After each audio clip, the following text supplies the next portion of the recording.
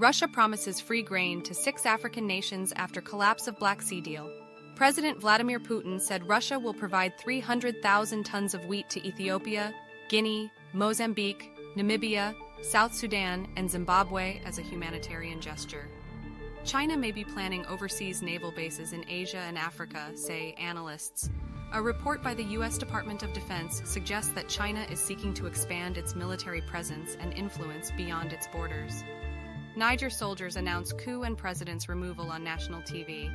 A group of army officers said they have seized power and dissolved the government of President Mahamadou Issoufou, who has been accused of corruption and nepotism. Ghana abolishes death penalty, with expected reprieve for 176 condemned prisoners. The West African nation has become the 23rd country in Africa to outlaw capital punishment, following a constitutional review. South Africa's stance on Russia puzzles many. Could a mine in the desert hold answers? A CNN investigation reveals that South Africa has been pursuing a secretive nuclear deal with Russia, despite international sanctions and domestic opposition.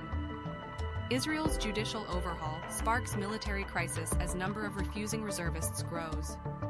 A controversial law that limits the power of the Supreme Court has triggered widespread protests and civil disobedience, as well as a wave of refusals by reserve soldiers to serve in the occupied territories. Mexico records more than 200 heat-related deaths since March. The country has been experiencing extreme temperatures and droughts, affecting millions of people and crops. The government has declared a state of emergency in several states. Greece evacuates thousands of tourists from Rhodes as wildfires rage. The Greek island has been hit by the worst fires in decades, forcing authorities to mobilize hundreds of firefighters and request international assistance. Singapore executes first woman in nearly 2 decades for drug trafficking. A 39-year-old Malaysian woman was hanged on Friday after being convicted of smuggling heroin into the city-state. Human rights groups have condemned the execution as cruel and inhumane. Ecuador collects body parts from major prison after multi-day uprising leaves dozens dead.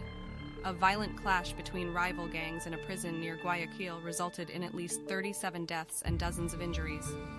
The authorities have regained control of the facility and are investigating the incident.